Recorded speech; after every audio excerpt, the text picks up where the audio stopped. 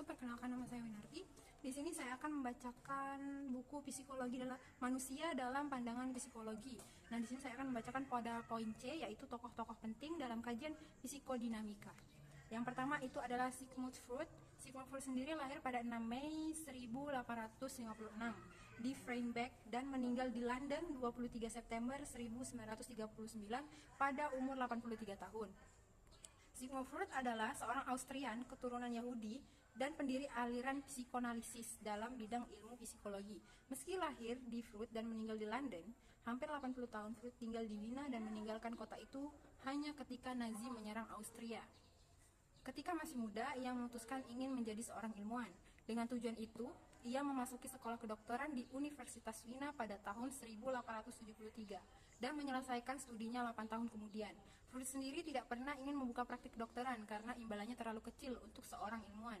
Kesempatan yang terbatas untuk maju secara akademik bagi seorang Yahudi dan kebutuhan-kebutuhan keluarga yang bertambah telah memaksanya terjun membuka praktik privat. Di sela-sela praktiknya sendiri, ia menyempatkan diri untuk meneliti dan menulis. Presentasi-presentasinya sebagai seorang peneliti kedokteran menyebabkan ia mendapat reputasi yang kukuh.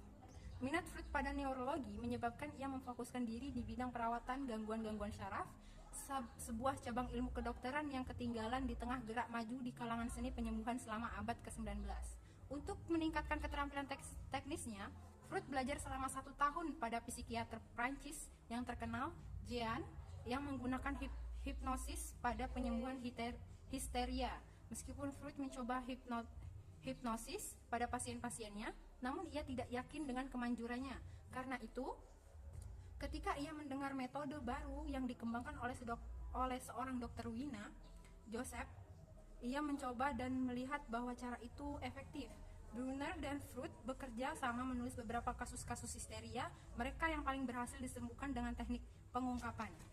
Akan tetapi, kedua orang tersebut segera berbeda pandangan mengenai peranan faktor seksual dan histeria. Freud berpendapat bahwa konflik-konflik seksual adalah penyebab dari histeria, sedangkan Brunner berpandangan lebih hati-hati. Sejak saat itu, praktis Freud bekerja sendirian, mengembangkan ide-ide yang menjadi dasar teori psikoanalisis dan mencapai puncaknya dalam penerbitan hasil karya besar pertamanya, yaitu The Interpretation of Dreams. Buku-buku dan artikel lain segera membuat pandangan-pandangan tersebut menjadi perhatian dokter-dokter dan ilmuwan seluruh dunia.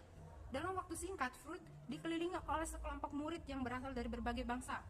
Tahun-tahun awal sebagai mahasiswa dan peneliti kedokteran, terdapat pengaruh yang menentukan pemikiran Freud selanjutnya. Ia menjadi Ernst Bruck, seorang fisiolog besar berkebangsaan Jerman yang juga merupakan salah satu seorang pimpinan di salah satu sekolah kedokteran, Helmholtz, seseorang yang lagi sangat mempengaruhi pandangan Freud tentang individu sebagai sistem dinamik yang tunduk pada hukum-hukum alam ialah Martha Brains, istri yang dicintainya seumur hidup beserta ke-6 anaknya. Salah seorang di antara anaknya, Anna, mengikuti jejak ayahnya. Pada usia tuanya, Freud mengidap penyakit kanker dan sakit jantung, membuatnya terus-menerus menderita di sepanjang sisa hidupnya. Ia menjalani lebih dari 30 operasi kanker, sebagian diantaranya berlangsung selama 4 jam dengan hanya menggunakan bius lokal. Konon, ia jarang sekali mengeluh mengenai penderitaannya tersebut. Semangatnya malah semakin bertambah ketika keadaannya bertambah buruk. Ia hidup bersama penyakitnya dengan contoh yang diberikannya sendiri. Ia memberikan dorongan bagi orang-orang yang menderita sakit. Freud menghabiskan bertahun-tahun terakhir hidupnya dengan mengerjakan tulisan-tulisan terakhirnya dan mendapatkan berbagai penghargaan. Pada tahun 1939, setelah melewati tahun-tahun penuh derita, dokter pribadinya memberikan obat penghilang rasa sakitnya untuk pertama kalinya.